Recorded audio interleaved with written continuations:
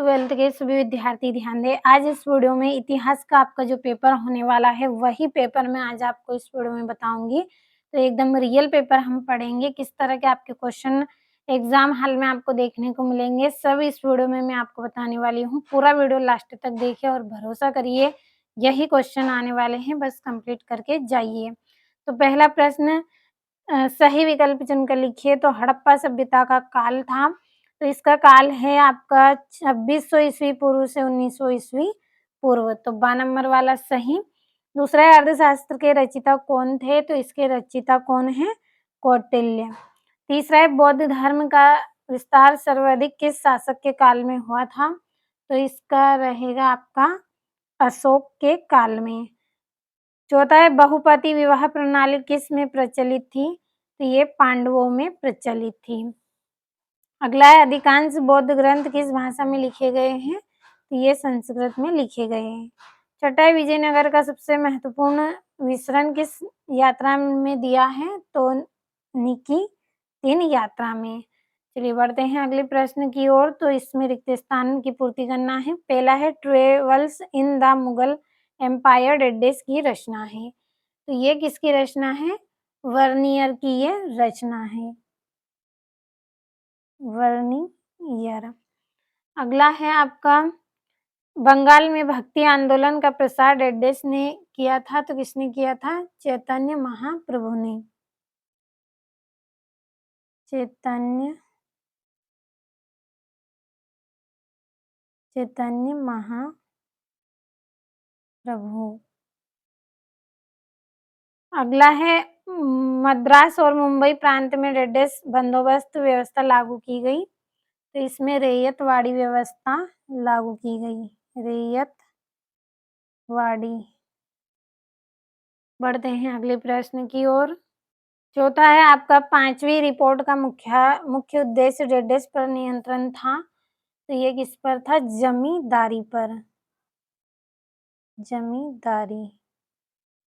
अगला है, government of India act डेडेस को पारित हुआ था। तो 1919। अगला है, भारतीय जनता डेडेस कानून को काला विधेयक कहते थे। तो रोलेट एक्ट को, रोलेट एक्ट। बढ़ते हैं अगले प्रश्न की ओर। सत्य सत्य लिखिए। पहला है, 1929 का लाहौर अधिवेशन के अध्यक्ष नेहरू थे। तो ये आपका सत्य है। अगला है, सविनय अवज्ञा आंदोलन 1930 को प्रारंभ हुआ। सत्य है। तो देखिए जल्दी जल्दी भर रही हूँ और बता भी रही हूँ, आपको अच्छे से पढ़ लेना है। अगर पढ़ने में कुछ मिस्टेक हो जाए तो आप ध्यान से अच्छे से पढ़िएगा इनको। तीसरा है, मेगास्थनीज चंद्रगुप्त मौर्य के शासनकाल में भारत आया था। तो ये भी आपका एकदम सत्य है। चौथा है, कुंती दुर्योधन की माँ थी। तो जो कुंती है वो दुर्योधन की माँ नहीं थी, ये किसकी माँ थी? पांडवों की माँ थी कुंती। ये आपका असत्य है। जो कुंती है वो पांडवों की माँ थी और जो दुर्योधन की माँ थी वो कौन थी? गांधारी थी। तो ये आपका यहाँ पे असत्य है। पांचवा, सती प्रथा का वर्णन निकेतन में किया गया। तो ये आपका असत्य है। अगला है, विजयनगर के शासक अपने आप को राय कहते थे। ये आपका सत्य है। अगला प्रश्न है आपका, सही जोड़ी बनाइए। पहली जोड़ी है बुक्का, तो इसकी जोड़ी रहेगी आपका संगम वंश। दूसरा है चाचर, तो चाचर की जोड़ी है व्यक्तिगत जमीन। तीसरा है संस्थाल विद्रोह, तो इसकी जोड़ी रहेगी आपकी 1855 से 1856। और साइमन कमीशन, तो इसका रहेगा 1927। और रोलेट अधिनियम, तो इसकी जोड़ी आपकी रहेगी 1919। और चोरी चौरा कांड, तो इसकी जोड़ी आपकी रहेगी 4 फरवरी 1922। छठी जोड़ी है सुघव वंश, तो इसकी जोड़ी रहेगी पुण्यमित्र। तो ये 7वीं जोड़ी हो गई आपकी। अगला प्रश्न है आपका, एक वाक्य में उत्तर दीजिए। पहला है, मेगास्थनीज कौन था? तो इसका आंसर आपको भरना है। दूसरा है, इंडिका नामक पुस्तक किसने लिखी थी? तो मेगास्थनीज ने लिखी थी।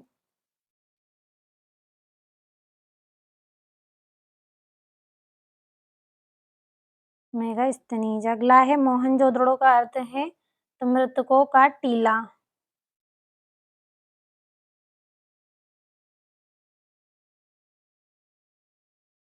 जी, मृतकों का टीला। अगला हड़प्पा सभ्यता के निवासियों का मुख्य व्यवसाय था तो इनका व्यवसाय क्या था? कृषि।